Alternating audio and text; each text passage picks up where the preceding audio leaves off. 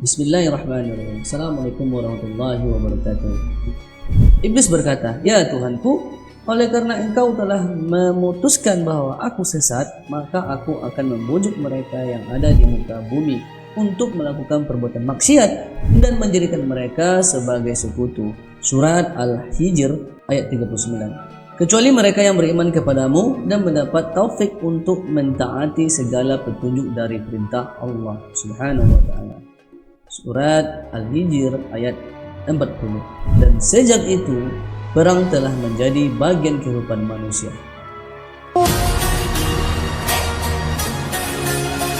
Beberapa banyak orang yang disucikan oleh keagungan Tuhan, dan berapa banyak orang yang menghabiskan hidupnya untuk menjalankan rencana mengerikan yang dibuat oleh setan. Kita akan merujuk kepada surat Al-Baqarah ayat 102. Mereka mengikuti ajaran yang dibawa oleh setan pada masa kerajaan Sulaiman, dan mereka mengatakan bahwa Nabi Sulaiman itu mengerjakan sihir. Padahal Nabi Sulaiman tidak melakukannya, hanya setan-setan itulah yang mengerjakan sihir tersebut. Mereka mengajarkan sihir kepada manusia, dan apa yang diturunkan kepada dua orang malaikat di negeri Babil tersebut di dalam sejarahnya, yaitu malaikat Harut dan Marut, sedang keduanya tidak mengajarkan sesuatu kepada seorang pun.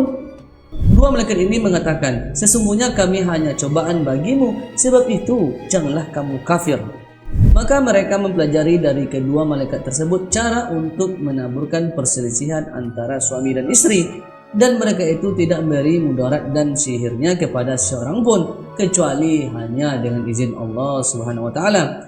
Mereka mempelajari sesuatu yang menguntungkan mereka, bukan yang membawa manfaat bagi umat manusia. Dan sesungguhnya mereka mengetahui bahwa barang siapa yang menukar kitab Allah dengan ilmu sihir, maka tidak ada kebahagiaan baginya di akhirat, dan terkutuklah mereka yang sengaja menggadaikan jiwa mereka kepada ilmu sihir tersebut, kalau mereka sadar dan mengetahui. Jadi apa makna di balik ayat tersebut, teman-teman? 20 tahun setelah Yerusalem diambil alih, the Dome of the Rock, yaitu kubah Sakhra, direbut oleh sekelompok prajurit biarawan, yaitu kesatria kuil Sulaiman, the Knight of the Temple of Solomon, atau kesatria Templar. Di Yerusalem tersebut mereka mulai semakin jauh menyimpang dari ajaran Kristen. Mereka mempelajari ajaran rahasia Kabalah, yaitu bentuk kuno ilmu sihir kaum Yahudi. Mereka mempelajari beserta beberapa tulisan dan ritual hitam yang mengandung magic tentunya, teman-teman. Nah, kaum Yahudi ini mempelajarinya selama masa perbudakan Firaun, lalu dikembangkan di Babilonia pada tahun 1307. Raja Philip waktu itu dari Prancis menangkap mereka dengan tuduhan penyangkalan terhadap Kristus, melakukan hubungan sesama jenis, dan pemujaan terhadap ilmu sihir. Ini sangat berbahaya sekali tentunya, teman. Ini termasuk juga ritual-ritual yang diajarkan yang tersembunyi di dalam Dome of Rock tadi mereka plesetkan oleh kesatria Templar ini. Tetapi semua itu tak berakhir begitu saja. Apa yang dimulai di Babilonia dan Mesir kuno ini masih berlangsung hingga kini.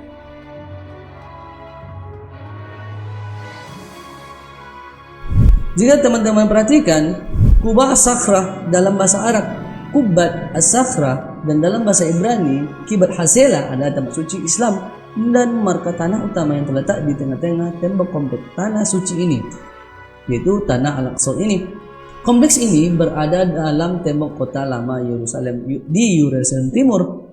Kubah Sakhra ini selesai didirikan pada tahun 691 Masehi dan menjadikannya sebagai bangunan Islam tertua yang masih ada di dunia.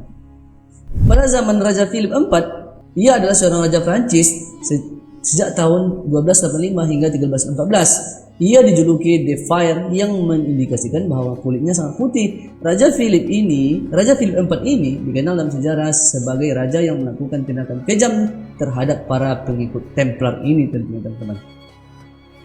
Para pengikut kesatria Templar ini banyak diantaranya melarikan diri keluar dari Eropa daratan. Sebagian dari mereka menetap di Britania Raya, tepatnya di Skotlandia, dan mendirikan perkumpulan rahasia yang sangat terkemuka bernama Freemasonry.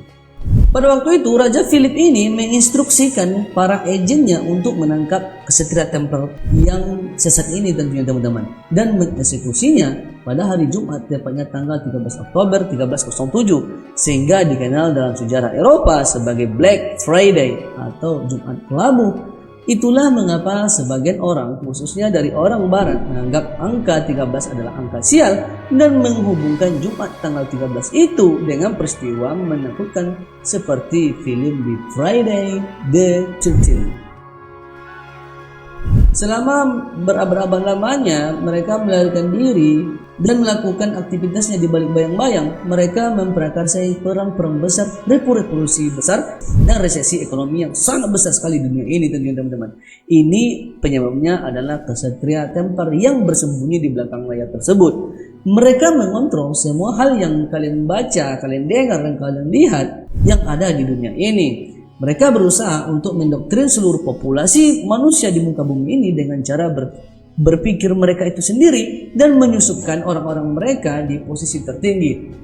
Dan mantapnya dan jagonya mereka, dia melakukan hal tersebut di balik bayang-bayang. Mereka menciptakan aturan politik baru, tatanan ekonomi baru, dan yang lebih mengerikan adalah mereka menciptakan agama baru. Bukti dari dasar yang mereka bangun untuk menciptakan pengendalian seluruh dan mempersiapkan kedatangan Dajjal kini telah ada di sekitar kita. Ya teman-teman, tinggal membuktikan saja dan rasakan saja dan searching di mana saja apa-apa yang mereka propagandakan dan mereka konspirasikan. Teman-teman, tinggal membuktikan saja ini.